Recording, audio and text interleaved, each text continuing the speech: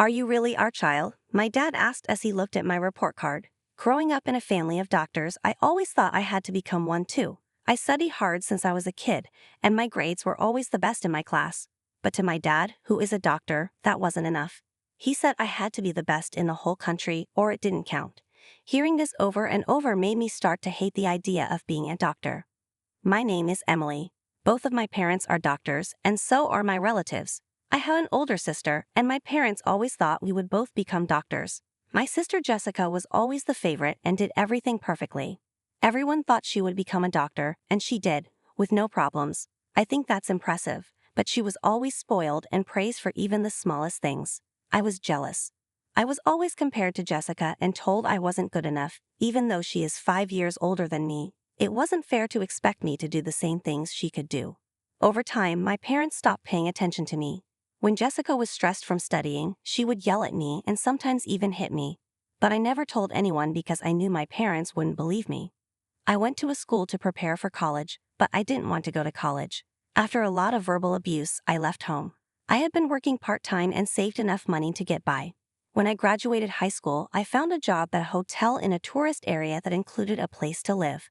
They hired me, and I needed my parents' permission since I was still a minor. They signed the consent form without a word, probably just wanting me to leave as soon as possible. I hadn't contacted my family for over 6 months since I left, and I hadn't heard from them either. But as the end of the year approached, I got a call from my dad. "Come home for the New Year celebration. The relatives are gathering and you'll be the host," he said, and hung up before I could respond. At home, it's a tradition for relatives to gather for a big feast every New Year. Since all our relatives are doctors, family gatherings have always been hard for me. I always end up doing all the chores like cleaning the day before, preparing food and drinks, setting up baths, and laying out food for the relatives who stay over. Mom just gives me orders and Jessica ignores me completely. I've wondered why it always has to be me, but I felt guilty about not becoming a doctor, so it was easier to just go along with it. I thought they wouldn't call me since I left home, but Daddy did, so I decided to go home for just one day. My hotel job was busy during this season, so I couldn't take a long break. I planned to go home and leave quickly, using my job as an excuse. When I got home that day, Daddy yelled at me, "You're late, everyone's coming soon. Why didn't you come back yesterday?" I tried to explain, "I'm busy at work this time of year, so it was hard to take even a day off." But he didn't listen and told me to hurry up and get ready. Inside the house, Mom was waiting. There was no feeling of relief coming home. I just cleaned, cooked, and prepared drinks as Mom told me to. When the relatives gathered and the party started, I was left out as usual, but that was more comfortable for me. They complained about the hospital or gossiped about patients, just bad-mouthing others. I even thought that becoming a doctor made everyone talk badly about others. It was not a fun place for me at all. But Jessica seemed to enjoy mingling, looking down on other doctors and patients and making fun of them. As I carried drinks, Christopher approached me and said, "So, Emily, being a doctor was impossible for you, huh?" With a smirk, I felt disgusted. I wanted to say that I hadn't failed to become a doctor, I just didn't want to. I want to be someone who can't live without putting others down like you. I swallowed the words that almost came out because saying them would just drain my energy. That night, I fled from my family home. My parents complained about who would clean and entertain the guests tomorrow, but I didn't care. I said, "I have to work early tomorrow," without even bringing a change of clothes, and quickly boarded the bus home. That was the only contact I had with my family for a year. Every year, I thought, not again. I took a day off, went home, and immediately returned. It wasn't that I didn't find it bothersome, but it was only one day a year. I lived at home until I graduated from high school, and they even paid for my college prep school, even though I didn't go to college. So I figured it wouldn't hurt to show my face at home once a year. 7 years have passed since then, and I'm now 25. I still visit home once a year, and nothing has changed. It's that time of year again, and I should be hearing from Daddy soon. Just as I started thinking that, the phone rang. I assumed it was Daddy, but when I looked at the screen, an unexpected name was displayed. I pressed the call button. It was Jessica. I hardly ever get a call from Jessica. I picked up the phone, fearfully thinking something might have happened to my parents. But contrary to my fears, Jessica was in high spirits. "Hey, you know the young CEO at your workplace. He's been on TV a lot lately, hasn't he?" she said excitedly. This attitude from Jessica was a first. I was confused and a bit scared. "He has opened a few new hotels, so he has had more opportunities to be on TV," I said. Jessica happily replied, "Introduce me to him. I fell in love with him when I saw him on TV the other day. Plus, he's a young master, right? I think he'd suit me. I was at a loss for words. To think she'd contact me for something like this. What does she mean by suit me? Gentle Alexander and Jessica, who likes to look down on others, would never match.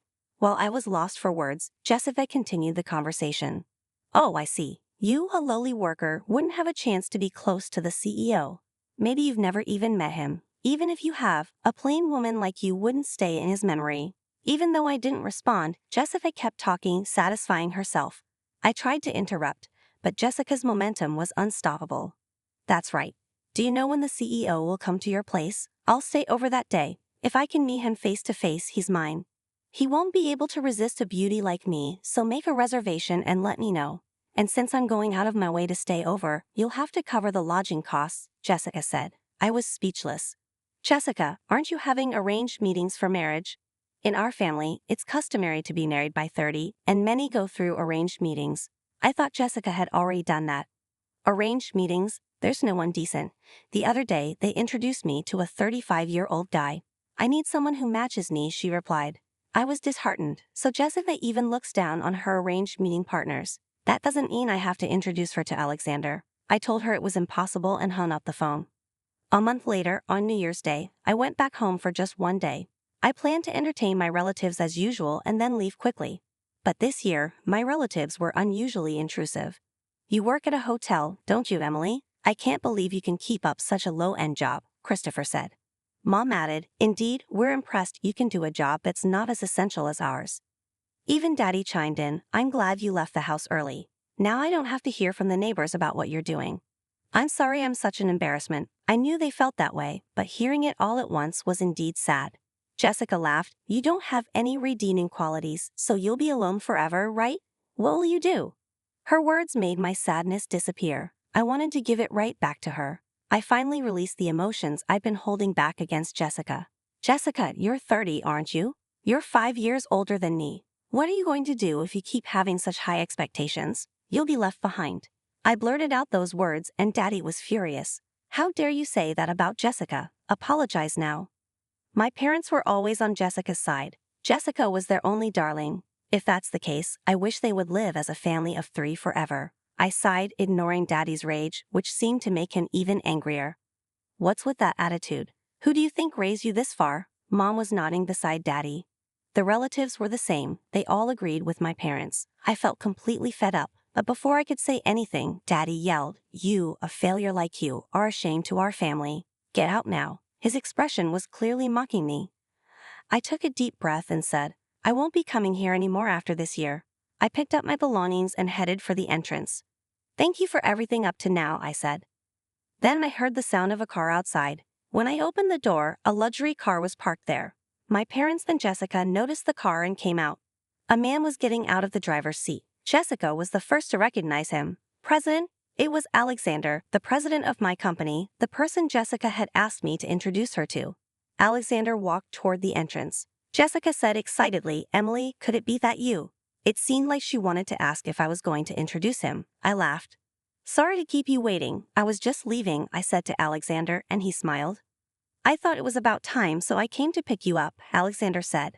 Our conversation left my parents and Jessica in a state of shock.